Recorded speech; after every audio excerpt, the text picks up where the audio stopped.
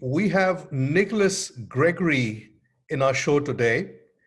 Nicholas has been a sales enablement leader with over 12 years of experience, having worked at various technology companies like Veritas Symantec, Sabre, and more recently at Automation Anywhere. He's very passionate about technology and how sales enablement is leading the way to drive business growth.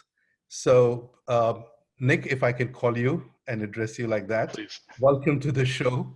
Wonderful having you be with us today. Talk a little more about yourself, what you're passionate about, and how are you living these current times? Yeah, Dheeraj, thank you so much for having me on this episode. Coming to you from Dallas, Texas, and this is interesting times, of course. A little bit about me. My hobby, my passion right now is definitely our two young boys. We have a 3.5-year-old and a 2-year-old, and so as many parents know, they keep us quite busy. But it's so amazing to see the world through their eyes and teach them as well as they've been growing up. And of course, they're both now talking and exploring the world, and it's just amazing to see these two little boys grow up before our eyes. Fantastic, excellent. Okay, so the first question that I'll have to, sort of put to you, Nick, is really about a study which was done by CSO Insights, which states that only 16% of the leaders believe in the current sales talent that they have to achieve the overall business goals. How do you see this to be an opportunity for strategic sales enablement? Yeah, Dheeraj, if you look at the headline there, it's quite staggering, right? The lack of confidence in sales today by their own sales leaders that participate in that report. The opportunity, though, on the other hand, is a big one, right? For sales enablement in general, it's a big opportunity for, even though we're already aligned cross-functionally with so many across the organization from sales and product and marketing, this is an opportunity for us to expand those horizons and look at HR, look at talent acquisition, and really formalize in partnerships with them, plus of course the hiring managers and sales executives, et cetera, to formalize sales competencies if we don't have those already.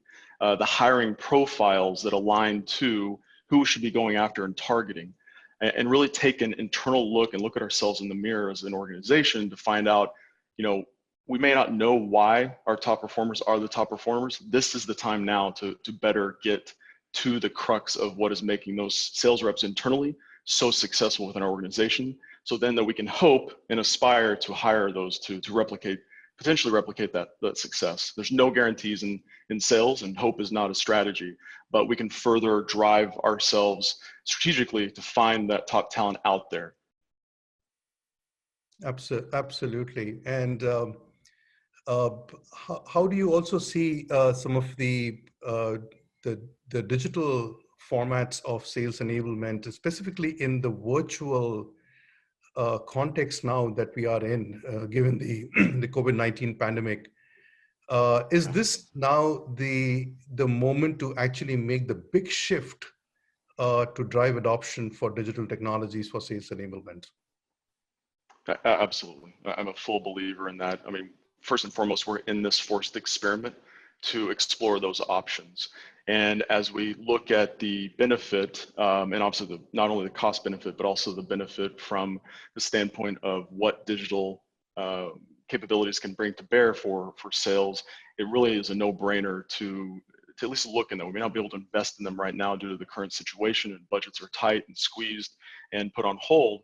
But that being said, this is the time to evaluate what makes the most sense for us to bring on a potential partner from a digital SaaS solution, let's say, to help sales, to guide them through their sales process and in support of our company, support of the sales strategy, the corporate strategy overall. The time is now. Obviously, we're not sitting on our hands waiting for things to get better. We have to look at the current landscape. The challenge here is that there's so many out there. There's never been more offerings from a tech stack perspective to support sales, support us in sales enablement to support sales as well, that it's hard to make the choice. And I'm sure you can relate to this, is just getting so many different calls and emails about a new player that can solve this particular niche problem, it's hard to kind of weed through all that right now. So it's you have to do your due diligence for sure. But to summarize, time is now. Absolutely. How do you measure ROI on this, Nick, for companies that are now looking for every dollar spent based on return on investment? How do you see the ROI coming out of some of these investments? Yeah, that's the biggest thing, not only for when bringing on a new supplier or new vendor, but also for sales enablement overall.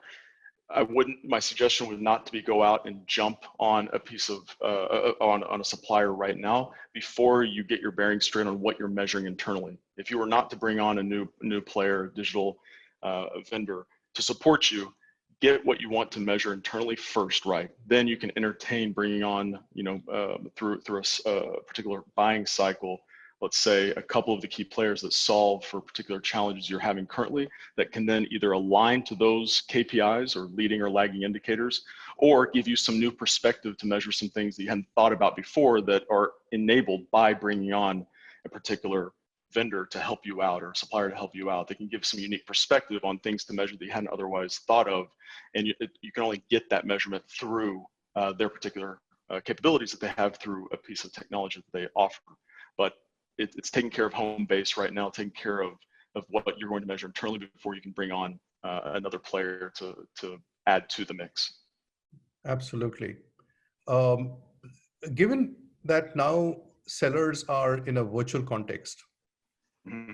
what are the tools that will help them to drive higher level of buyer engagement when they are not in a physical context talking to customers, and how to look at the entire experience to be the same as they were having earlier and even better? So what have been the key advantages that people are now getting as sellers while working virtually and engaging with customers? Yeah, well, as some reports say that sellers spend about 10 to 15% of their time if they're field focused traveling, right? That's now been reduced. So if I'm home, I'm not spending a day traveling to a destination and a day back. And what I'm getting to is I have more time in the day to actually meet with more customers in a given day than I had before. So first and foremost, I get time back. That's one thing. So I'm able to engage. Now, the flip side of that is that, some of the latest data points that are coming out is that obviously under the current circumstances, a lot of those buying influences aren't making the time of day to take meetings virtually, obviously in this current time that we're living in. So there is that balance there. But so what I'm saying by that is you have to find, those that you're already engaging with, right, that potentially could help bring in that much needed business. But on the flip side, what are you doing to offer your support during this current time? To get really down to it is the selling activities really haven't changed by nature, right? It's human to human sales. It's just now a platform that I'm going through rather than maybe sitting across the table from you. This is the time to really hone in on your sales skills. What has made you a successful seller leading up to this point? And what are you doing now that maybe you didn't do in the past, and vice versa? What should you be doing now that you were doing in the past? And dust off those skills, invest in yourself, so you can be more valuable to your potential customers. And I'm not saying going back and reading up on product training or taking courses on product training. I'm talking about the art and science of sales and that human to human engagement. That is some of the things that we're seeing right now. The art and science of selling. So very well put, Yeah. articulated, Nick. So thank you so much for being on the show today. Some very, very valuable insights, and hope to stay connected with you. And take care of yourself and stay safe. Thank you. Thank you very much, Dheeraj. Take care.